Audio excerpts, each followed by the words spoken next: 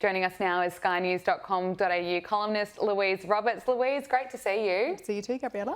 Let's start with the fallout over former Prince Andrew now, Andrew Mountbatten-Windsor. And UK Prime Minister Keir Starmer has suggested that Andrew Mountbatten should give evidence to US politicians over Jeffrey Epstein. Now, the Prime Minister said that a general principle I've held for a very long time is that anybody who's got relevant information in relation to these kind of cases should give that evidence to those that need it. What do you make of this?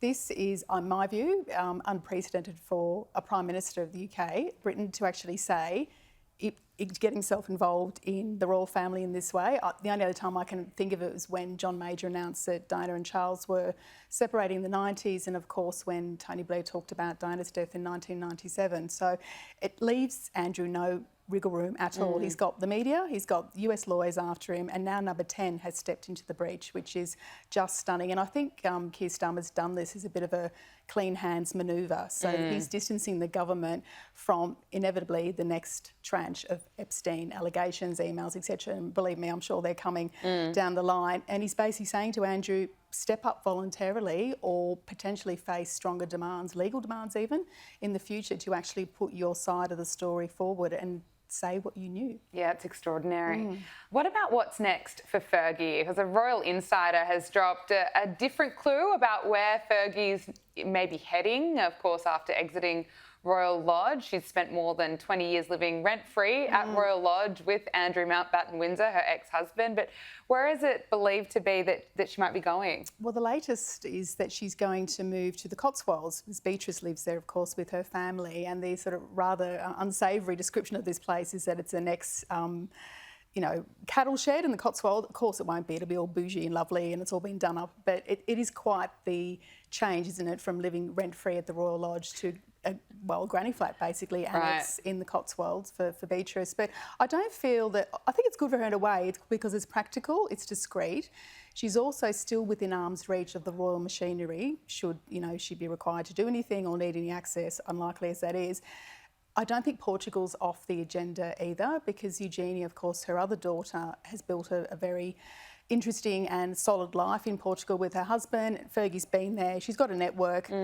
I think also she's got the type of network which is full of sort of European aristocrats and celebrities and people that don't really care about the drama of a royal scandal. She'll still be taken into that fold in a way, and that's what she loves. Fergie loves all the fating and the celebrity and all the luxuries of life. So possibly UK-based Cotswolds, discreet, obviously lots of security and stuff, and then Portugal for the more visible when and if she manages to step back into any kind of public life. Okay, well, we'll be watching that space very closely. We will. Now, there's a royal reportedly being lined up for a more visible royal role next year as Prince William prepares a major shake-up of the monarchy's future.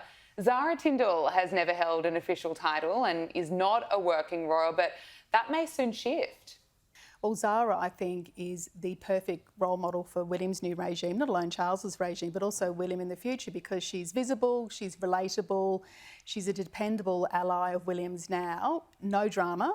She has her own career. She's not only a successful equestrian, she's a businesswoman. I've met her and I've seen her at the Gold Coast for the world standard Magic Millions event every year in January, and she is very impressive in person. I mean, her horse riding skills are just exceptional. I mean, she's a former Olympian, but also the way she mingles with the crowd and the ambassador role she naturally has as a royal. And I think the suggestion of this story is that Anne is kind of training her up to take over some of her duties if that needed to be done. There's no suggestion Anne's stepping away from the spotlight. She is our hardest working royal, but I think she'd like to maybe sort of sweep Zara into some of that play, and Zara's the perfect person for it. So a terrific ambassador. I think this is really good news. Yeah, that's exciting news, which the royal family definitely needs. They do. Meghan Markle, we have to talk about this interview with Harper's Bazaar. I cannot believe it. So she's stunned fans revealing a new Harper's Bazaar interview after a surprising behind-the-scenes detail about her conduct sent the internet into overdrive. So she appeared on the cover of Harper's Bazaar's December 2025/January 2026 art issue. She talked about how brave it was of her to sell jam. She dropped the fact, countless times that she was a founder. And it was revealed in this interview that even if there were only 2 people in the room, that Meghan Markle needed to be formally announced, formally welcomed. I mean, that's extraordinary. It is extraordinary. And to me, it speaks to the contradiction in Meghan's brand, which is she likes to style herself as the anti-royal rebel.